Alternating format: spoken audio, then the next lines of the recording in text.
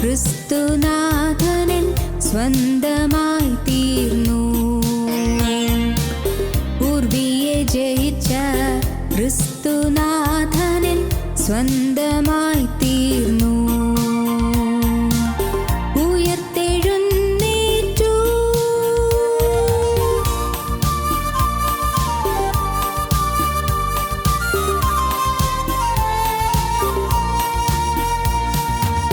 കല്ലറ തുറന്നിടവേ രാജസേവകർ ഭയന്നിടവേ വല്ലഭനീശു ഉയർത്തെഴുന്നേറ്റു. നിത്യമാം ജീവനെ നൽകിടുവാൻ വല്ലഭനീശു ഉയർത്തെഴുന്നേറ്റു. നിത്യമാം ജീവനെ നൽകിടുവാൻ ഉയർത്തെഴുന്നേറ്റു. ഹല്ലേലൂയ, ജയിച്ചെഴുന്നേറ്റു. പൂർവിയെ ജയിച്ച ക്രിസ്തുനാഥനൻ സ്വന്തമായി തീർന്നു. ഉയർത്തെഴുന്നേറ്റു.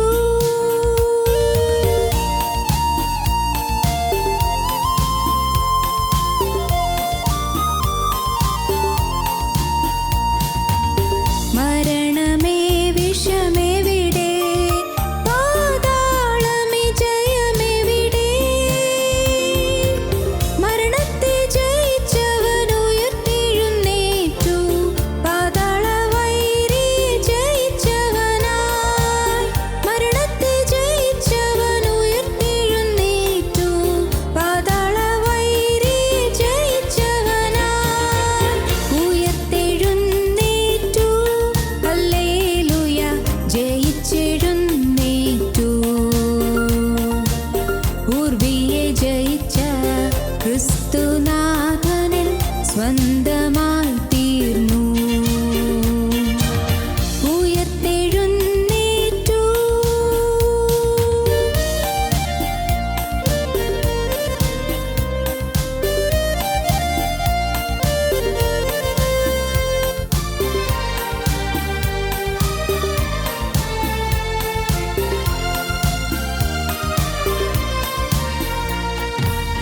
മരിച്ചവരുടെ ഇടയിൽ ജീവനാഥനെ തേടുകയോ? നീതിയിൻ അധിപതി ഉയർത്തെഴുന്നേറ്റു. സ്വർഗ്ഗപിതാവിൻ മഹിമയിതേ. നീതിയിൻ അധിപതി ഉയർത്തെഴുന്നേറ്റു. സ്വർഗ്ഗപിതാവിൻ മഹിമയിതേ. ഉയർത്തെഴുന്നേറ്റു.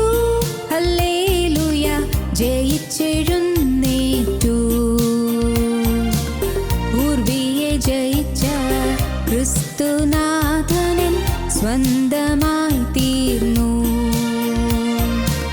പൂർവിയെ ജയിച്ച ക്രിസ്തുനാഥനൻ സ്വന്തമായി തീർന്നു. ഉയർത്തെഴുന്നേറ്റു.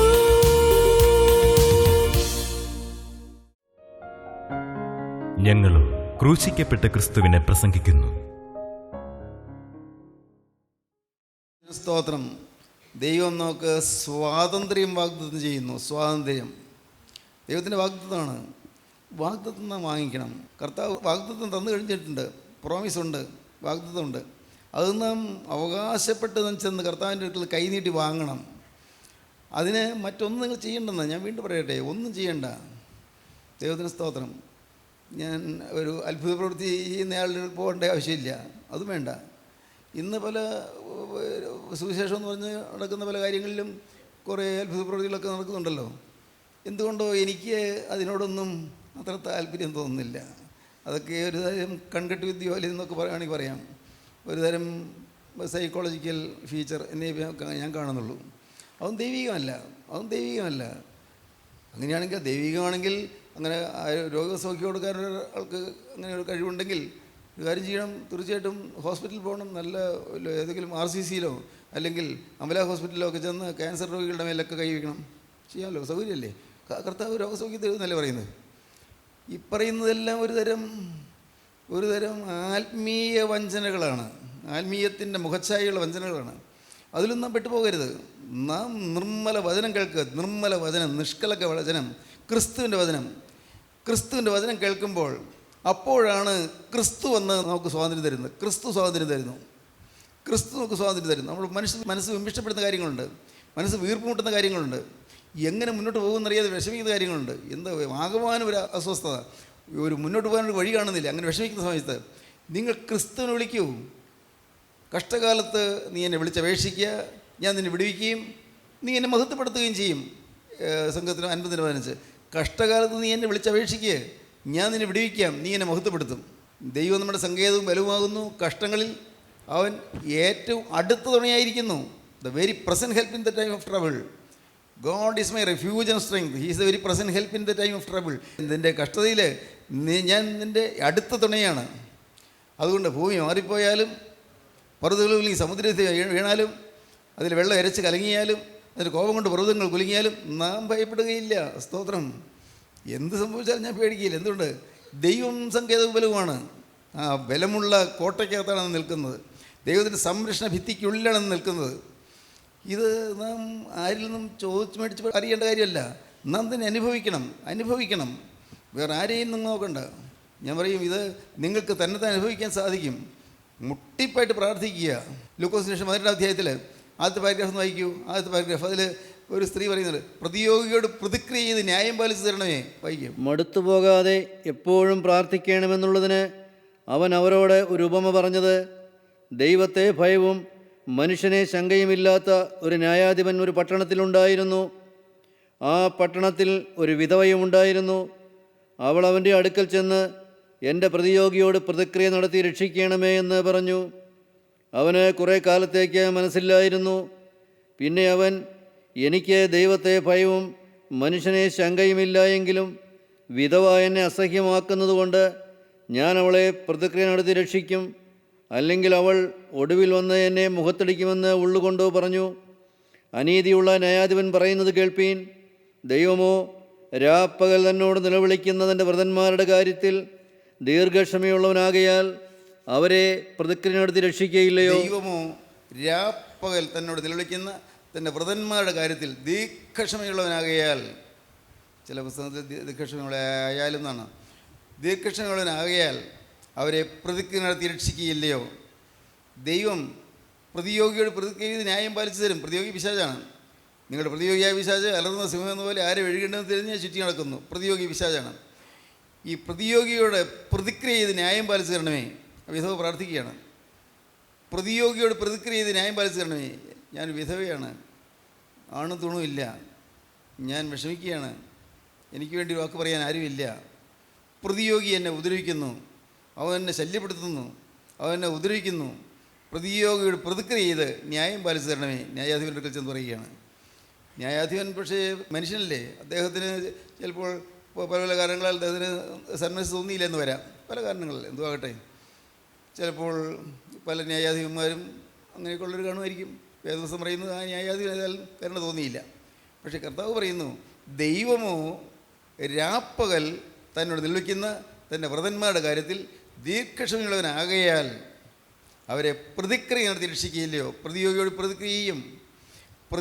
പ്രതിക്രിയയും അവനെ ഒഴിവാക്കി തരും. സാത്താൻ ഒഴിവാക്കി തരും. യോഹന്നാന്റെ 1-ാമത്തെ ലേഖനം 3-ാം വാക്യം വായിക്കാം. പാപം ചെയ്യുന്നവൻ പിശാചിന്റെ മകനാകുന്നു.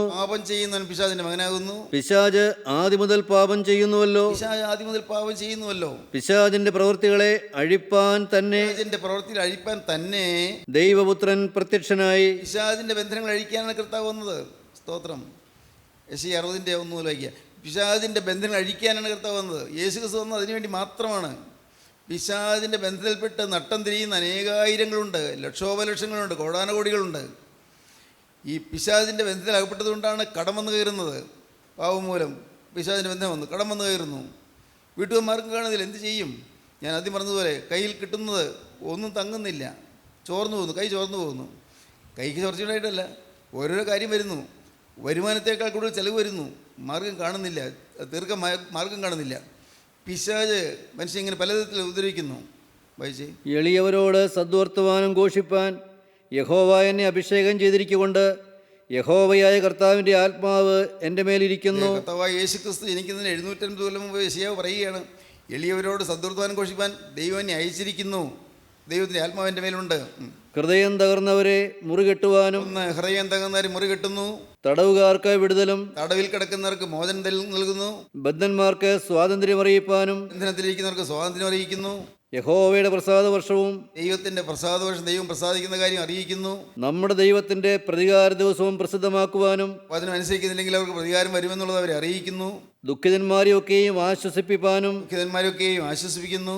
സിയോനിലെ ദുഃഖിതന്മാർക്ക് വെണ്ണീറിന് പകരം അലങ്കാരമാലയും യോനിലെ ദുഃഖിതന്മാർക്ക് വെണ്ണീറിന് പകരം അലങ്കാരമാലയും ദുഃഖത്തിന് പകരം ആനന്ദ തൈലവും ദുഃഖത്തിന് പകരം ആനന്ദതൈലവും വിഷണ്ണ മനസ്സിന് പകരം സ്തുതി എന്ന മേലാടിയും കൊടുപ്പാനും എൻ്റെ മനസ്സിന് പകരം സ്തുതി എന്ന മേലാടയും കൊടുപ്പാൻ അവൻ എന്നെ അയച്ചിരിക്കുന്നു. ദൈവം എന്നെ അയച്ചിരിക്കുന്നു. യേശുക്രിസ്തു ജനിക്കുന്ന 750 കൊല്ലം മുമ്പ് യേശുക്രിസ്തുവിനെ അയച്ചത് എന്തിനാണെന്ന് പറയുകയാണ്. വായിച്ച് മനസ്സിലാക്കേണ്ട കാര്യമാണ്. നിങ്ങൾ സാധിക്കുമെങ്കിൽ മുൻഗണന ഏതിന് എന്നൊരു പുസ്തകമുണ്ട്. സക്കറിയാപ്പൻ എഴുതിയൊരു പുസ്തകമാണ് മുൻഗണന ഏതിന്. ആ പുസ്തകവും വായിക്കുക. അദ്ദേഹത്തിന് എഴുതിയ വേറൊരു പുസ്തകമുണ്ട്, ബ്യൂട്ടി ഫോർ ആഷസ്, വെണ്ണീറിന് അലങ്കാരമാല. അതും ഒന്ന് വായിക്കുന്ന നല്ലതായിരിക്കും. Beauty for ashes. ദൈവത്തിന് സ്തോത്രം. മനോഹരമായ 2 പുസ്തകങ്ങളാണ്. മനോഹരമായ പുസ്തകം. ദൈവത്തിന് സ്തോത്രം. ബദ്ധന്മാർക്ക് വിടുതൽ നൽകുവാൻ, ബന്ധനത്തിരിക്കുന്നവരെ മോചിപ്പിക്കാൻ, സ്വാതന്ത്ര്യം തരുവാൻ. സ്നേഹിതരെ, നിങ്ങൾ ഓർക്കൂ, നിങ്ങൾക്ക് അനേകം ബന്ധനങ്ങളില്ലേ? അനേകം ബന്ധനങ്ങൾ, ചില ഊരാക്കുരുക്കളില്ലേ? ചില കാര്യങ്ങളിലുള്ള നിങ്ങൾക്ക് വിട്ടുമാറാൻ പാടില്ലാത്തതായ ചില ബന്ധങ്ങൾ, ചില ഇഷ്ടങ്ങൾ. ഒരു വാട്സാപ്പ് മെസ്സേജ് കിട്ടി. ആരാണെന്ന് അറിഞ്ഞൂടാ. ഞാൻ തീരുമാനമെടുത്തു, ഞാൻ ഈ പ്രണയക്കുരുക്കിൽ പെട്ട് നശിക്കില്ല എന്ന് തീരുമാനമെടുത്തു. അപ്പനെയും അമ്മയും വേദനിപ്പിക്കാൻ തീരുമാനിച്ചു. അപ്പനും അമ്മയും വേദനിക്കുകയാണെന്ന് എനിക്ക് മനസ്സിലായി. ഞാൻ ആ വിവാഹം നടത്തുന്നില്ല എന്ന് തീരുമാനിച്ചു. ആ പ്രേമത്തിൽ ഞാൻ പിന്മാറി. എനിക്ക് അപകടമൊന്നും വരാതിരിക്കാൻ സാർ എനിക്ക് വേണ്ടി പ്രാർത്ഥിക്കണം. ആരാണെന്ന് അറിഞ്ഞുകൂടാ. ദൈവത്തിന് സ്തോത്രം. നിങ്ങൾ തുടങ്ങി വയ്ക്കരുത്, പ്രേമബന്ധങ്ങൾ തുടങ്ങി വയ്ക്കരുത്, പ്രണയബന്ധങ്ങളിലേക്ക് പോകരുത്. ഇൻഫാച്വേഷൻസ് എന്നൊക്കെ പറയുന്ന നല്ല വാക്കുകളൊക്കെ ഉണ്ട്. ഈ പ്രണയക്കുരുക്കുകൾ വലിയ അപായമാണ്. കുറേ നാൾ പ്രേമിച്ച് കുറേ നാൾ നടന്നു. അത് കഴിഞ്ഞ് വിവാഹം കഴിക്കാൻ നോക്കുമ്പോഴേക്കും വിവാഹം കഴിക്കാൻ അവൾക്ക് സമ്മതമല്ലെന്ന് വരുമ്പോൾ, അല്ലെങ്കിൽ അവളെ ആളുകൾ സമ്മതിക്കുന്ന വരുമ്പോൾ അവളെ കൊന്നുകളയുന്നു. എന്തൊരു കഷ്ടം. പത്രത്തിൽ കണ്ടില്ലേ? വിവാഹകാലോചനയായിട്ട് വന്നപ്പോൾ പെൺകുട്ടി എനിക്ക് പറ്റില്ല, വിവാഹം കഴിക്കാൻ സമ്മതമല്ലെന്ന് പറയുന്നു. കുറേ നാൾ അവൻ്റെ കൂടെ ജീവിച്ച്, കുറേ നാൾ അവൻ്റെ കൂടെ അങ്ങനെ രസിച്ച് ഒരു അടിച്ചുപൊളി ജീവിതമെന്ന് പറയില്ലേ, അടിച്ചു പൊളിച്ച് ജീവിച്ചു. പിന്നീട് അവൾ വിവാഹത്തിൽ നിന്ന് മാറിയെന്ന് കണ്ടപ്പോഴേക്കും അവൻ ദേഷ്യം വന്നു. അത്രയും സ്നേഹിച്ച പെണ്ണിനെ അവൻ മണ്ണെയോ പെട്രോളോ ദേഹത്തൊഴിച്ചിട്ട് പെട്ടെന്ന് തീ കൊളുത്തി. അവനും മരിക്കുന്നു. അവനും ആത്മഹത്യ. നോക്കൂ, എന്തിന് ഈ അപകടങ്ങളിലേക്ക് പോകണം? എന്തിന്? മക്കളെ, നിങ്ങളോട് പറയട്ടെ, നിങ്ങളിങ്ങനെയുള്ള പ്രണയബന്ധങ്ങളിലേക്കൊന്നും പോകരുത്. ഒരു കാരണവശാലും പോകരുത്. അത് അപകടമാണ്. പ്രേമങ്ങൾ അതെല്ലാം അപകടമാണ്. പ്രേമങ്ങൾ, ഇൻഫാച്വേഷൻസ് എല്ലാം നാശത്തിലേക്ക് വരുത്തുന്നു. ഇന്ന് ബ്യൂട്ടി ഫോർ ആഷസ്, വെണ്ണീറിന് ഒരു അലങ്കാരമാല തരാമെന്നാണ് കർത്താവ് പറയുന്നത്. വെണ്ണീറിലിരുന്ന് കരയുന്ന മനുഷ്യന് അലങ്കാരമാല അണിയിക്കാമെന്ന് കർത്താവ് പറയുന്നു. അതിനുവേണ്ടിയാണ് ക്രിസ്തു വന്നത്. പിശാചിൻ്റെ പ്രവൃത്തികളൊക്കെയും അഴിപ്പാൻ തന്നെ ദൈവോത്തരം പ്രത്യക്ഷനായി. അനേക യുവജനങ്ങൾ നശിച്ചുകൊണ്ടിരിക്കുന്ന ഞാൻ കാണുന്നു. അനേക യുവജനങ്ങൾ നമ്മൾ കൂട്ടായ്മ വരുന്നത് ഇതെല്ലാം കേട്ടാലും പിന്നെയും ഈ ഫേസ്ബുക്ക് ഫ്രണ്ട്ഷിപ്പും SMS മെസ്സേജസും നെറ്റ് ചാറ്റിങ്സും ഇൻ്റർനെറ്റിൽ കിടന്നുള്ള ചീത്ത പടങ്ങളും എല്ലാമായിട്ട് നശിക്കുന്ന അനേകം പേരുണ്ട്. അനേകം കുട്ടികൾ ചീത്ത സൈറ്റിൽ കിടന്ന് നശിക്കുന്നു. അവർ നശിക്കുകയാണ്. അവരറിയുന്നില്ല. അറിയുമ്പോഴേക്കും സമയം കഴിഞ്ഞു പോയിരിക്കും. അവരുടെ ഭാവി തകർന്നു കഴിഞ്ഞിരിക്കും. അതുകൊണ്ട് പ്രിയപ്പെട്ടവരെ, നിങ്ങൾ സൂക്ഷിക്കുക. നിങ്ങൾക്ക് ബ്യൂട്ടി ഫോർ ആഷസ് തരും. വെണ്ണീറിന് പോലും അലങ്കാരമാല തരും. അലങ്കാരമാല, വെണ്ണീർ. ചാരത്തിൽ നിന്ന് അരിഷ്ടതയോടെ വലയുന്ന മനുഷ്യന് അലങ്കാരമാല അണിയിക്കും. നിങ്ങൾക്ക് വേണമെങ്കിൽ ക്രിസ്തുവിൻ്റെ സന്നിധിയിലേക്ക് വന്ന് പാവത്തിൻ്റെ കെട്ടുപാടിൽ നിന്ന് മോചനം പ്രാപിക്കാം. മോചനം തരാൻ ക്രിസ്തുവിന് മാത്രമേ സാധിക്കുകയുള്ളൂ. ഞാനത് എങ്ങനെയാണ് നിങ്ങൾ പറയിക്കണമെന്ന് എനിക്ക് അറിഞ്ഞുകൂടാ. മോചനം തരാൻ ക്രിസ്തുവിന് മാത്രമേ സാധിക്കുകയുള്ളൂ. ഞാൻ എത്ര തവണ പറഞ്ഞു ഇത്. ഒരു കൂട്ടായ്മയും നിങ്ങൾക്ക് മോചനം തരികയില്ല. ഭൂമിയിലെ ഒരൊറ്റ മനുഷ്യന് നിങ്ങൾക്ക് വിടുതൽ തരികയില്ല. ഹല്ലേലൂയ. ദൈവത്തിന് സ്തോത്രം. ദൈവത്തിന് സ്തോത്രം. ഇത് മനസ്സിലാകുന്നുണ്ടോ നിങ്ങൾക്ക്? ഭൂമിയിലെ ഒരു മനുഷ്യനെ ആശ്രയിച്ചാലും വിടുതൽ കിട്ടുകയില്ല. വിശ്വസിക്കുക. ദൈവത്തിന് സ്തോത്രം. യാതൊരുത്തിനും നിങ്ങൾക്ക് വിടുതൽ തരാൻ സാധിക്കുകയില്ല. വിടുതൽ തരാൻ കഴിവുള്ളവൻ കർത്താവായ യേശുക്രിസ്തു മാത്രമാണ്. ദൈവത്തിൻ്റെ പരിശുദ്ധാത്മാവ് മാത്രമാണ്. നിങ്ങൾ വിശ്വസിക്കുക പ്രിയപ്പെട്ടവരെ. അതുകൊണ്ടാണ് ഞാൻ പറയുന്നത്, നിങ്ങളിവിടെ വരണമെന്നില്ലെന്ന് പറയുന്നത്. വരണമെന്നല്ല, വരണമെന്നില്ല. ഈ രക്ഷ പ്രാപിക്കാൻ ഇവിടെ വരണമെന്നില്ല. ക്രിസ്തു എന്നൊക്കെ വിളിച്ചപേക്ഷിച്ചാൽ മതി. യഹോവയുടെ നാമം വിളിച്ചപേക്ഷിക്കുന്നവൻ രക്ഷിക്കപ്പെടും. ഭൂസ്യമാവാസികളുമായുള്ളവരെ നിങ്ങൾ എങ്കിലേക്ക് രക്ഷപ്പെടുകയും. ഞാനല്ലാതെ വേറെ ദൈവമില്ലല്ലോ. ദൈവമാണ് രക്ഷകൻ. ആ ജീവനുള്ള ക്രിസ്തുവിലേക്ക് നിങ്ങൾ വരണം. ക്രിസ്തുവിനെ നിങ്ങൾ കാണണം. ദൈവത്തിന് സ്തോത്രം. നിങ്ങൾ എത്ര പേര് വന്നാലും പ്രിയപ്പെട്ടവരെ, അതുകൊണ്ട് പ്രത്യേകിച്ച് ഒരു മേന്മയൊന്നും ഞാൻ കാണുന്നില്ല. നിങ്ങൾ ക്രിസ്തു ഉള്ളവരായി തീർന്നാൽ സന്തോഷമാണ്, അത് സമാധാനമാണ്. നിങ്ങൾ ഓരോരുത്തരും ക്രിസ്തു ഉള്ളവരായി തീർന്നാൽ സന്തോഷം. ക്രിസ്തു നിങ്ങളുടെ ഹൃദയത്തിൽ വസിച്ച സന്തോഷം. രേഖായിരങ്ങൾ വന്നുകൂടിയാലും പ്രത്യേകിച്ച് സന്തോഷിക്കാനൊന്നുമില്ല, പ്രത്യേകിച്ച് അഭിമാനിക്കാനുമില്ല. ദൈവത്തിന് സ്തോത്രം. എൻ്റെ കർത്താവിന് സ്തോത്രം. കർത്താവിൻ്റെ വലിയ കൃപയാൽ കർത്താവ് ഈ കാഴ്ചപ്പാടെല്ലാം തന്നിരിക്കുന്നു. ഞാൻ ദൈവത്തെ സ്തുതിക്കുന്നു. എനിക്ക് അർഹതയില്ലാത്ത കാഴ്ചപ്പാടുകൾ കർത്താവ് തന്നിരിക്കുകയാണ്. ദൈവത്തിന് സ്തോത്രം. ഒരു മനുഷ്യനെ നിങ്ങൾ രക്ഷിക്കുകയില്ല. ഒരു മനുഷ്യനെ പാപത്തിന് ബന്ധനം അടിച്ചു തരികയില്ല. നിങ്ങൾക്ക് വിടുതൽ തരികയില്ല. വിശ്വസിക്കൂ. എന്നാലോ നിങ്ങൾ എന്താണ് ചെയ്യേണ്ടത്? നിങ്ങൾ ക്രിസ്തുവിനെ കാണുക. ഗോകുൽത്തായിലെ കുരിശിൽ 3 ആണികൾ തൂങ്ങിക്കിടക്കുന്ന ആ രക്ഷകരെ നിങ്ങൾ കാണുക. അവങ്കിലേക്ക് നോക്കിയവർ പ്രകാശിതരായി. അവരുടെ മുഖം ലജ്ജിച്ചു പോയതുമില്ല. സ്തോത്രം. യേശുവിലേക്ക് നിങ്ങൾ നോക്കുക. നിങ്ങളുടെ ഉള്ളിലുള്ളതായ എല്ലാ തിന്മയും നിങ്ങൾ ദൂരെ വലിച്ചെറിയുക. അകത്തുള്ളതായ നീരസങ്ങൾ, കയ്പുകൾ, വൈരാഗ്യങ്ങൾ, പകകൾ, അസൂയകൾ, നിങ്ങളുടെ ഹൃദയത്തിലുള്ളതായ പലതരത്തിലുള്ളതായ ജീവിതത്തിൽ നിങ്ങൾ നശിപ്പിച്ചുകൊണ്ടിരിക്കുന്നതായ പിണക്കങ്ങൾ എല്ലാം വിട്ടുകളയുക. എല്ലാം ആരോടും പിണക്കമില്ലാതാകുക. എല്ലാവരെയും സ്നേഹിക്കുക. ഇത് കേൾക്കുമ്പോൾ ഇപ്പോഴാണ് നിങ്ങൾ വിടുതൽ പ്രാപിക്കേണ്ടത്. എങ്ങനെയാണെന്നറിയാമോ? ഇത് കേട്ടുകൊണ്ടിരിക്കുമ്പോൾ എനിക്ക് ആരോടെല്ലാമാണ് വിരോധമുള്ളത്? തീർന്നു കർത്താവേ, ഞാനിതാ വിരാമം ഇടുന്നു, അതിന് ഫുൾ സ്റ്റോപ്പ് ഇടുന്നു. ഇനി വിരോധം വെച്ചുകൊണ്ടിരിക്കുകയില്ല. ആരോടെല്ലാമാണ് എനിക്ക് എന്നോട് ദ്രോഹം ചെയ്തവരെ വിഷമിപ്പിച്ചവരെല്ലാമാണ്. ഇല്ല, ഞാൻ ഒരിക്കലും പ്രതികാരത്തിനുവേണ്ടി ആഗ്രഹിക്കുകയില്ല. അവർക്ക് നല്ലത് വരട്ടെ കർത്താവേ, അവർക്ക് നല്ലത് വരട്ടെ. ഹൃദയം പറയണം. ദൈവത്തിന് സ്തോത്രം. അങ്ങനെ നിങ്ങൾ പറയുമ്പോൾ നിങ്ങളുടെ ഉള്ളത്തിലേക്ക് ആത്മാവിൻ്റെ തീ പകരും. പരിശുദ്ധാത്മാവിൻ്റെ തീ നിങ്ങളുടെ ഉള്ളത്തിലേക്ക് വരും. അപ്പോൾ നിങ്ങൾ സംതൃപ്തരായിത്തീരും, നിങ്ങൾ സമാധാനമുള്ളവരായിത്തീരും. ദൈവത്തിന് സ്തോത്രം. നിങ്ങളുടെ മേലുള്ള പിശാചിൻ്റെ കെട്ടുകൾ അഴിയും. പിശാചിൻ്റെ ബന്ധനങ്ങൾ അഴിപ്പാൻ തന്നെ ദൈവത്വം പ്രത്യക്ഷനായി. ബദ്ധന്മാർക്ക് വിടുതൽ കിട്ടുന്നു. പിശാചിൻ്റെ ബന്ധനങ്ങൾ അഴിയുന്നു. എൻ്റെ സഹോദരങ്ങളെ, ഞാൻ ആത്മാർത്ഥമായി പറയുകയാണ്, നിങ്ങളെല്ലാവരും പിശാചിൻ്റെ ബന്ധനം അഴിയുന്നവരായിത്തീരണമെന്നാണ് ഞാൻ ആഗ്രഹിക്കുന്നത്. ക്ഷമിക്കണം, ഞാനല്ല, എൻ്റെ യേശു ആഗ്രഹിക്കുന്നത്. നിങ്ങളെല്ലാവരും പിശാചിൻ്റെ ബന്ധനം അഴിഞ്ഞവരായിത്തീരുക, മോചനമുള്ളവരായിത്തീരുക. ദൈവത്തിന് സ്തോത്രം. പിശാചിൻ്റെ ബന്ധനത്തിൽ മാറിപ്പോരുക. മാറാം, വേണമെങ്കിൽ മാറാം. വിളിച്ചപേക്ഷിച്ചാൽ മതി. യേശു ക്രിസ്തു വിളിച്ചപേക്ഷിച്ചാൽ മാത്രം മതി, വേറെ ഒന്നും ചെയ്യണ്ട. പിശാചിൻ്റെ പ്രവൃത്തികൾ അഴിപ്പാൻ തന്നെ ദൈവത്തിന് പ്രത്യക്ഷനായി. ദൈവത്തിനായ ക്രിസ്തു പ്രത്യക്ഷനായത് പിശാചിൻ്റെ കെട്ടുകളെ പൊട്ടിക്കാനാണ്. ബദ്ധന്മാർക്ക് വിടുതൽ നൽകാനാണ്. ബന്ധിതർക്ക് മോചനം തരാനാണ്. ആരെല്ലാം ബന്ധനത്തിലുണ്ട്? ദൈവത്തിന് സ്തോത്രം. ദൈവത്തിന് വലിയ നാമം മഹത്വപ്പെടട്ടെ. ഭർത്താവുമായി പിണങ്ങുന്നു. പിണങ്ങി ആ പാവം സ്ത്രീ എന്നും തല്ലുകൊണ്ട് വിഷമിച്ച് വീട്ടിൽ പോയി നിൽക്കുന്നു. അവളുടെ അപ്പനും അമ്മയും പറയുന്നു, മോളെ നീ എന്നും തല്ലുകൊള്ളണ്ട, പോരെ, നീ എങ്ങോ പോരെ, ഇവിടെ നിൽക്കാം. ഭർത്താവ് പിന്നെ ഇടയ്ക്ക് ഒന്ന് ഭീഷണിപ്പെടുത്തുന്നു. അവൾ വിഷമിക്കുന്നു. എന്ത് ചെയ്യും? പാവം മനസ്സ് ഉഷ്ണിക്കുകയാണ്. ഭർത്താവിൻ്റെ സ്നേഹമുണ്ട്, പക്ഷേ അദ്ദേഹത്തിന് ഉപദ്രവം സഹിക്കുകയ്യ. പിള്ളേർക്ക് പഠിക്കാൻ പറ്റുന്നില്ല, അവർക്ക് വായിക്കാൻ പറ്റുന്നില്ല. എന്നും വീട്ടിൽ ബഹളം, എന്നും ഒച്ചപ്പാട്, മദ്യവെച്ച് വന്ന് കൂത്താടി വന്ന് സാധു സ്ത്രീയെ മർദ്ദിക്കുന്നു. എന്നും മർദ്ദനേറ്റ് പടയുന്നു. അവളുടെ അപ്പനമ്മയ്ക്ക് സഹിക്കുന്നില്ല, അവളുടെ ആങ്ങളമാർക്ക് സഹിക്കുന്നില്ല. അവളെ വിളിച്ചുകൊണ്ട് വന്നു. അപ്പോൾ അവൻ അവിടെ വന്ന് ഭീഷണിപ്പെടുത്തുന്നു. എന്ത് ചെയ്യും? ദൈവത്തിന് സ്തോത്രം. ഇങ്ങനെയുള്ള ഊരാക്കുരുക്കൾപ്പെട്ട് ഉലഞ്ഞു വലയുന്നവരാണ് അനേകർ. എന്തെല്ലാം പ്രശ്നങ്ങൾ. ദൈവത്തിന് സ്തോത്രം. എൻ്റെ സഹോദരങ്ങളെ, ഞാൻ വളരെ എളിമയോടെ നിങ്ങൾ പറയട്ടെ, ഒരു കാരണവശാലും നിങ്ങൾ ആരെയും നോവിക്കരുത്, ആരെയും തല്ലരുത്, നുള്ളി നോവിക്കരുത്. ഭാര്യയാകട്ടെ ഭർത്താവിനെയാകട്ടെ ആരെയും ഒരിക്കലും വേദനിപ്പിക്കരുത്. നിങ്ങൾ മനസ്സിലാക്കൂ പ്രിയപ്പെട്ടവരെ, ആരെയും വേദനിപ്പിക്കരുത്. ഇവിടെ ഇവൻ കണ്ടുകൊണ്ടിരിക്കുന്നുണ്ട്, സർവശക്തൻ കണ്ടുകൊണ്ടിരിക്കുന്നുണ്ട്. തീരാവേദനകൾ നിങ്ങൾക്ക് വരും. നിങ്ങൾ മനസ്സിലാക്കൂ. ഒരിക്കലും ആരെയും വേദനിപ്പിക്കരുത്. ഒരു കാരണവശാലും ആരെയും ദുഃഖിപ്പിക്കരുത്. നിങ്ങൾ ഹൃദയത്തിൽ സ്നേഹം മാത്രമായിരിക്കണം. സ്നേഹത്തിൻ്റെ നീർച്ചാലായിരിക്കണം നിങ്ങൾ ഇന്ന് ഒഴുകിക്കൊണ്ടിരിക്കുന്നത്. സ്നേഹത്തിൻ്റെ നീർച്ചാലുകൾ. ദൈവത്തിന് സ്തോത്രം. സ്നേഹം, ആ സ്നേഹം ഇങ്ങനെ ഒഴിഞ്ഞൊഴുകുന്ന ജീവിതം. ദൈവത്തിൻ്റെ സ്നേഹം. കർത്താവിന് സ്തോത്രം. എൻ്റെ ജീവനുള്ള ദൈവത്തെ ഞാൻ സ്തുതിക്കുന്നു. ദൈവത്തിന് സ്തോത്രം. നിങ്ങൾ ഓരോരുത്തരും അങ്ങനെ ദൈവത്തിൻ്റെ സ്നേഹത്തിൽ നിറഞ്ഞവരായിത്തീരുക.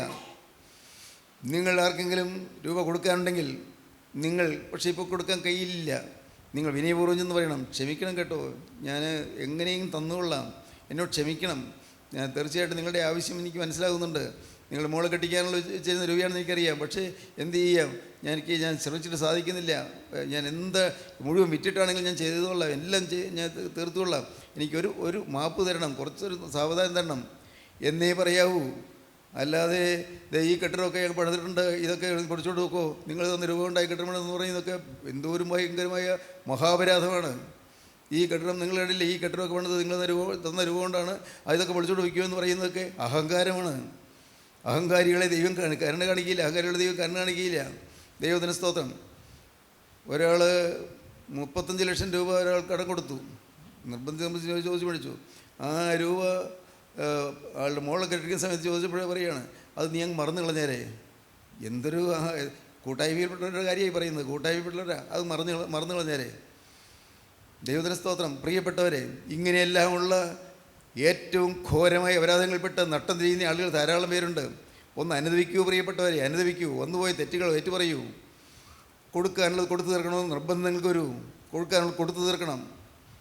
ഞാൻ സ്നേഹത്തോട് പറയട്ടെ, ഞാൻ ദൈവകൃപ ചെയ്ത് ആരും എനിക്കൊന്നും തരാനില്ല കേട്ടോ, ഞാനതുകൊണ്ടല്ല പറയുന്നത്. ദൈവത്തിന് സ്തോത്രം. പക്ഷേ കൊടുക്കാനുള്ളത് വേഗം കൊടുത്തു തീർക്കുക, ഒട്ടും വൈകരുത്. ഏറ്റവും വേഗം കൊടുത്തു തീർക്കുക. വിനയത്തോടെ നിൽക്കുക, താഴ്മയോടെ നിൽക്കുക, അല്ല അഹങ്കാരത്തോടെ സംസാരിക്കരുത്. ദൈവത്തിന് സ്തോത്രം. ഇന്ന് കൂട്ടായ്മയിൽപ്പെട്ട ആളുകൾ വാസ്തവത്തിൽ വചനവിരുദ്ധമായ വഴികളിൽ കൂടെ പോകുന്നു. തെറ്റായ വഴിയാണ്. കൂട്ടായ്മയിൽപ്പെട്ടെന്ന് പറഞ്ഞാൽ കൂട്ടായ്മയിൽ വരാറുണ്ടെന്നേ ഉള്ളൂ. കൂട്ടായ്മയുടെ അന്തസ്സൊന്നും മനസ്സിലായിട്ടില്ല, കൂട്ടായ്മയുടെ അന്തസ്സാരം മനസ്സിലാക്കിയിട്ടില്ല. പക്ഷേ ഇന്ന് കൂട്ടായ്മയുടെ ശക്തി എന്തെന്നോ, കൂട്ടായ്മയുടെ ബലം എന്തെന്നോ, കൂട്ടായ്മയുടെ കൾച്ചർ എന്തെന്നോ അറിയാതെ അനേകരിന്ന് പിശാചിന് ഇടം കൊടുത്തുകൊണ്ടിരിക്കുന്നു. പ്രിയപ്പെട്ടവരെ, നമ്മുടെ ജീവിതത്തിൽ മാറ്റം വരണം, എളിമ വരണം, താഴ്മ വരണം, വരണം. താഴ്മ. ആരും ഉയരരുത്, ആരും തല ഉയർത്തരുത്. ആർക്കും തല ഉയർത്താൻ പറ്റുകയില്ല. നിങ്ങൾ വിശ്വസിക്കുക പ്രിയപ്പെട്ടവരെ, തല ഉയർന്നാൽ അപകടമാണ്. അഹങ്കാരം വരരുത്. ദൈവത്തിന് സ്തോത്രം. പിശാച് കയറി നിങ്ങൾ ആക്രമിക്കും. അഹങ്കാരം വന്നാൽ ദൈവത്തിന് സ്തോത്രം. ദൈവത്തിന് വലിയതാവും മഹത്വപ്പെടട്ടെ. സ്തോത്രം. ആദ്യം വിനയം പഠിക്കുക. വിനയം, ആന്തരികമായി വിനയം വരിക. ഇതിലെല്ലാം പിശാച് അവകാശം പറഞ്ഞു നിൽക്കുന്നു. നിങ്ങൾ അറിയുന്നില്ല, പിശാച് അവകാശം പറഞ്ഞു നിൽക്കുന്നു. എവിടെയും താഴ്മ, എവിടെയും സൗമ്യത, എവിടെയും എളിമ. ദൈവത്തിന് സ്തോത്രം. സിംപ്ലിസിറ്റി, ലാളിത്യം, ലളിതമായ ജീവിതം. ഒരു പൊങ്ങച്ചവും വേണ്ട, ഒരു ആഡംബര പ്രൗഢിയും വേണ്ട. വൃത്തിയുള്ള വസ്ത്രം ധരിക്കണമെന്നേ ഉള്ളൂ, ആഡംബര പ്രൗഢിയൊന്നും വേണ്ട. വൃത്തിയുള്ള വസ്ത്രം, കഴുകി വെടിപ്പാക്കിയ വസ്ത്രം, അത് ചുവണ്ട് പോകുന്നതിന് മുമ്പ് തന്നെ കഴുകിയെടുത്തോളണം. അങ്ങനെ വസ്ത്രം കഴുകി അതാത് സമയത്ത് തന്നെ നിങ്ങൾ വസ്ത്രം കഴുകി ശരിയായി നല്ല ശുദ്ധിയുള്ള വസ്ത്രം ധരിച്ചുകൊണ്ട് നടക്കണം. അല്ലാതെ വലിയ പ്രൗഢിയുള്ള ആഡംബരത്തിൻ്റെ പ്രൗഢിയുള്ള വസ്ത്രങ്ങളും ധരിക്കാൻ നോക്കണ്ട. നിങ്ങൾക്ക് തോന്നും ഈ മനുഷ്യനൊരു ശുദ്ധഭാവം, ഇയാൾ പഴഞ്ചൻ മനുഷ്യൻ, അങ്ങനെയായിരിക്കാം. നിങ്ങൾ ചിന്തിച്ചുള്ളൂ. ദൈവത്തിന് സ്തോത്രം. ദൈവത്തിൻ്റെ വലിയ മുഹൂർത്തപ്പെടട്ടെ. കാലത്തിൻ്റെ സ്പന്ദനം ഉൾക്കൊള്ളാത്ത മനുഷ്യനൊക്കെ പറയും. കാലത്തിൻ്റെ സ്പന്ദനം മനസ്സിലാക്കുന്നില്ല.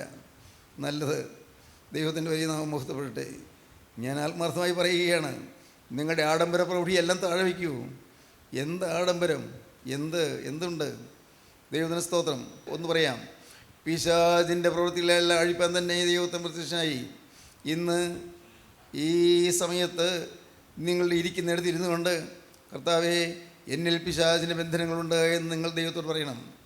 എന്നിൽ പിശാചിൻ്റെ ബന്ധനങ്ങളുണ്ട്, സാത്താൻ അവകാശം പറയുന്ന ബന്ധനങ്ങളുണ്ട്. എൻ്റെ ഭർത്താവിനെ ഞാൻ അനുസരിക്കാതിരുന്നിട്ടുണ്ട്, ഭർത്താവിനെ ഞാൻ പുല്ല് പോലെ കണക്കാക്കിയിട്ടുണ്ട്, ഭർത്താവിനെ ഞാൻ ഗവനിച്ചിട്ടില്ല. എൻ്റെ കർത്താവേ, എൻ്റെ ദൈവമേ, എൻ്റെ ഭർത്താവിനെ വിനയപ്പെട്ട് അനുസരിക്കാൻ തയ്യാറായിട്ടില്ലായിരുന്നു. എനിക്ക് വിനയം വന്നില്ല. എൻ്റെ ഭാര്യയെ സ്നേഹിച്ചില്ല. ആ സാധുവിനെ ഞാൻ വളരെ നിഷ്കരണം അവളെ പരിഹസിക്കുകയും അവളെ മറ്റുള്ളവരുടെ മുമ്പിൽ ഇടിച്ചു താഴ്ത്തുകയും ചെയ്തു. അവളെ കുറ്റപ്പെടുത്തി, അവളെ ഞാൻ ഒറ്റപ്പെടുത്തി. പറയൂ, നിങ്ങൾ ദൈവത്തോട് പറയണം, എൻ്റെ അപ്പനെയമ്മയെ അനുസരിച്ചില്ല, തെറ്റുകൾ പറ്റിപ്പോയി. നിങ്ങൾ പറയണം, എൻ്റെ മക്കളെ സ്നേഹിച്ചില്ല, അവരുടെ വാത്സല്യം കാണിച്ചില്ല, തെറ്റുപറ്റിപ്പോയി. പറയണം, എൻ്റെ കർത്താവിനെ കൊണ്ട് ജോലി ചെയ്യുന്നവരെ ഞാൻ ഒറ്റപ്പെടുത്തി. അവരിൽ ദൈവഭക്തിയോടെ ജീവിക്കുന്ന ഒരാൾ എന്തെങ്കിലും ചെയ്യാൻ തുടങ്ങുമ്പോഴേക്കും അതിന് ഞാൻ വിഘ്നം ഉണ്ടാക്കി, ഞാൻ പ്രശ്നം ഉണ്ടാക്കി. പറയണം, ദൈവമക്കൾ ഓരോരുത്തരും നിങ്ങൾ പറയണം, നിങ്ങളുടെ ജീവിതത്തിലെ ഒന്നുമായി ബന്ധങ്ങൾ ഓരോരുത്തരും പറയണം. ദൈവത്തിന് സ്തോത്രം. നിങ്ങളുടെ ഓഫീസിൽ നിങ്ങൾ എല്ലാവർക്കും നല്ലവനായിരിക്കണം. ദൈവം നോക്കുമ്പോൾ നല്ലവനായിരിക്കണം. ആരെയും ഒറ്റപ്പെടുത്തരുത്. ചിലരെ ഒറ്റപ്പെടുത്തുമ്പോൾ നിങ്ങൾ ആരുടെയും കൂട്ടുകൂടരുത്. ശ്രദ്ധിക്കണം. ദൈവത്തിന് സ്തോത്രം. ഓഫീസിലുള്ള ചിലരെ ഒറ്റപ്പെടുത്തും, അവരെ ഒറ്റപ്പെടുത്തി ആക്രമിക്കും. അപ്പോൾ ഏതെങ്കിലും ഭാഗത്ത് നിങ്ങൾ കൂട്ടുകൂടരുത്. നിങ്ങൾ നിഷ്പക്ഷമായി നിൽക്കണം, ക്രിസ്തുവിൻ്റെ പക്ഷത്ത് നിൽക്കണം. ക്രിസ്തുവിൻ്റെ പക്ഷത്ത് നിങ്ങൾ തെറ്റിനെ ചെറുക്കണം, തെറ്റിനെ എതിർക്കണം. ദൈവത്തിന് സ്തോത്രം. മനസ്സിലാകുന്നു? നിങ്ങൾ ഓരോ ജീവിതത്തിൽ ഓരോ കാര്യങ്ങൾ, ഞാൻ അനുഭവിച്ച കാര്യങ്ങൾ പറയുന്നത്. ദൈവത്തിന് സ്തോത്രം. ദൈവത്തിന് വലിയ നാമം മഹത്വപ്പെടട്ടെ. എൻ്റെ കർത്താവിന് സ്തോത്രം. എന്നാൽ നിങ്ങളുടെ ജീവിതത്തിലേക്ക് ഇപ്പോൾ യേശു ക്രിസ്തു എഴുന്നള്ളി വരും. നിങ്ങളുടെ അരിയത്ത് വന്ന് കർത്താവിൻ്റെ തൃക്കരം നിങ്ങളുടെ തലമേൽ വയ്ക്കും. മോനെ, നീ എന്നോട് പറഞ്ഞത് ഞാൻ കേട്ടു. മോളെ, നീ എന്നോട് പറഞ്ഞത് ഞാൻ കേട്ടു. നിൻ്റെ ബന്ധനം ഞാൻ അഴിച്ചു തരാം. നിൻ്റെ ഭാരങ്ങൾ ഞാൻ മാറ്റിത്തരാം. നിൻ്റെ ക്ലേശങ്ങൾ ഞാൻ മാറ്റിത്തരാം. നിനക്ക് നല്ലൊരു കാലം തരാം. നല്ലൊരു ആയുസ് നിനക്ക് തരാം. ശുഭകരമായ ജീവിതം നിനക്ക് തരാം. പാവമില്ലാത്ത ജീവിതത്തിൻ്റെ സൗഖ്യം നിനക്ക് തരാം. എന്തോ ഒരു സൗഭാഗ്യം. നിങ്ങൾ ദൈവത്തോട് പറയണം, കർത്താവേ, അങ്ങനെ ഒരു സൗഭാഗ്യം എനിക്കിന്ന് ലഭിക്കണമേ എന്ന്. ഇന്ന് ഈ വാക്കുകൾ ഞാൻ കേട്ടുകൊണ്ടിരിക്കുമ്പോൾ യേശു ക്രിസ്തുവിൻ്റെ അരികത്ത് വന്ന് എൻ്റെ ജീവിതത്തിലെ എൻ്റെ തലമേൽ കരം വെച്ച് എൻ്റെ ജീവിതത്തിലെ പാവങ്ങളെല്ലാം മാറ്റുന്ന മഹാഭാഗ്യം എനിക്ക് തരണമേ. പിശാചിൻ്റെ കെട്ടുകളെല്ലാം അഴിക്കുന്ന മഹാഭാഗ്യം എനിക്ക് തരണമേ. കർത്താവേ, എൻ്റെ നാവ് കൊണ്ടുവന്ന വാക്കുകളിൽ നിന്ന് പോയി പിഴകൾ ക്ഷമിക്കണമേ. എൻ്റെ കണ്ണ് കൊണ്ടുവന്ന നോട്ടത്തിൽ വന്ന പിഴകൾ ക്ഷമിക്കണമേ. എൻ്റെ ചിന്തയിൽ വന്ന പാകപ്പിഴകൾ ക്ഷമിക്കണമേ. എൻ്റെ വികാരങ്ങളിൽ നിന്ന് പോയ തെറ്റുകൾ ക്ഷമിക്കണമേ. എൻ്റെ കർത്താവേ, നിൻ്റെ തിരക്തത്താൽ നീ ഒന്ന് കഴുകണമേ. നിൻ്റെ തിരക്തത്താൽ എൻ്റെ ഈ തലച്ചോറൊന്ന് മുക്കി വയ്ക്കണമേ. ദൈവത്തിന് സ്തോത്രം. എന്ന് പറഞ്ഞാൽ വേണ്ടാത്ത ചിന്തകൾ ആ തലച്ചോറിലേക്ക് വരാതെ വേണം. കർത്താവേ, എൻ്റെ തലച്ചോറ് അത് തിരക്തത്തിൽ മുക്കി പിടിക്കണമേ. ദൈവത്തിന് സ്തോത്രം. എന്താണ് ഈ പറഞ്ഞത്? ഭാവനയല്ല, ഇതൊക്കെ സത്യമാണ്. യേശു തിരക്തം നിങ്ങളെ പൊതിയും. ദൈവത്തിന് സ്തോത്രം. ആ തിരക്തം നിങ്ങളെ കവർ ചെയ്യും, നിങ്ങളെ ആച്ഛാദനം ചെയ്യും. ദൈവത്തിന് സ്തോത്രം. ആ തിരക്തം നിങ്ങൾക്ക് ശുദ്ധീകരണം തരും. അപ്പോൾ നിങ്ങൾ ദൈവത്തെ മതിമറന്ന് സ്തുതിക്കാൻ തുടങ്ങും. സ്തുതിക്കൂ പ്രിയപ്പെട്ടവരെ, ദൈവത്തെ സ്തുതിക്കൂ. സ്തുതിക്കാൻ വകയില്ലേ? സത്യവചനമല്ലേ കേൾക്കുന്നത്? ജീവൻ്റെ ദൂതുകളിലേ കേൾക്കുന്നത്? സ്വർഗത്തിൻ്റെ സന്ദേശമല്ലേ കേൾക്കുന്നത്? നിങ്ങൾ സ്തുതിക്കൂ, ദൈവത്തെ സ്തുതിക്കൂ. കർത്താവേ, ശാപങ്ങൾ മാറട്ടെ, പാപങ്ങൾ മാറട്ടെ, പൈശാചിക ബാധകൾ മാറട്ടെ, പൈശാചിക ബന്ധനങ്ങൾ അഴിയട്ടെ. കർത്താവേ, ക്ഷമിക്കണമേ. കർത്താവേ, തിരക്തത്താൽ എന്നെ കഴുകണമേ. കർത്താവേ, പ്രാർത്ഥിക്കൂ പ്രിയപ്പെട്ടവരെ. യേശുവിനോട് പറയൂ, യേശുവിനോട് ഹൃദയം തുറന്ന് പറയൂ, ഹൃദയത്തിൻ്റെ ആഴത്തിൽ നിന്ന് പറയൂ, യേശുവേ, ഇനിമേൽ പിശാചിന് അവകാശമുള്ള ഒന്നും എൻ്റെ ജീവിതത്തിൽ ഉണ്ടാവുകയില്ല. പറയൂ പ്രിയപ്പെട്ടവരെ, ഇനിമേൽ പിശാചിന് അവകാശമുള്ള ഒന്നും എൻ്റെ ജീവിതത്തിൽ ഞാൻ അനുവദിക്കുകയില്ല. കർത്താവേ, ഞാൻ കരുതലോടെ നിന്നുകൊള്ളാം. കർത്താവേ, ഒരു സെക്കൻഡ് പോലും അലക്ഷ്യമായി വലസമായി നിൽക്കുകയില്ല. കർത്താവേ, എൻ്റെ ഓരോ നിമിഷങ്ങളും വിലയേറിയതാണ് ഞാൻ കണ്ടുകൊണ്ട്. കർത്താവേ, എന്നെ നിൻ്റെ കരങ്ങളിലേക്ക് തരികയാണ്. പ്രാർത്ഥിക്കൂ പ്രിയപ്പെട്ടവരെ, യേശുവിൻ്റെ കരങ്ങളിലേക്ക് കൊടുക്കൂ. Hallelujah, hallelujah. വാസ്തവമായി കൊടുക്കുന്നവരെ ഈ സ്തുതിയിൽ പങ്കുചേരുക. ദൈവത്തിന് സ്തോത്രം. ഹാലലൂയ. ആ സ്തുതി നിങ്ങളുടെ മേൽ ഡിച്ചിറങ്ങട്ടെ. ഹാലലൂയ. പരിശുദ്ധാത്മാവിന്റെ മേൽ പറന്നിറങ്ങട്ടെ. ഹാലലൂയ. പരിശുദ്ധാത്മാ ശക്തിയുടെ മേൽ ആവസിക്കട്ടെ. ഹാലലൂയ. നാം അട്ടഹസിച്ച് പറയണം, പിതാവ് പുത്രൻ പരിശുദ്ധരുമായും വന്ദിക്കപ്പെട്ടവനും സ്തുതിക്കപ്പെട്ടവരുമാകുന്നു, ആദി മുതൽ തലമുറ വരെയും തനിക്ക് സ്തുതി. Hallelujah, hallelujah, hallelujah. കാരുണ്യവാനേ, മഹാപരിശുദ്ധനായ ഞങ്ങളുടെ സ്വർഗീയ പിതാവേ, ഈ മക്കളെ അവിടെ നിന്ന് അനുഗ്രഹിച്ചതിനായി സ്തോത്രം. വചനം കൈക്കൊണ്ടതിനോട് തൃക്കരം വെച്ചതിനായി സ്തോത്രം. എല്ലാവരെയും നാഥ നിന്റെ തിരക്തം ആകർഷിച്ചതിനായി സ്തോത്രം. സ്വർഗീയ മഹിമയിലേക്ക് എല്ലാവരെയും ആകർഷിച്ച് കൊണ്ടുവരുന്നതിനായി സ്തോത്രം. എല്ലാവരെയും അനുഗ്രഹിക്കുന്നതിനായി സ്തോത്രം. തിരുനാമം മഹത്വപ്പെടുത്തണമേ. യേശു ക്രിസ്തുവിൻ്റെ രാജകീയ നാമത്തിൽ പ്രാർത്ഥിക്കുന്നു. കേൾക്കണം പിതാവേ. ആമീൻ. സ്തോത്രം.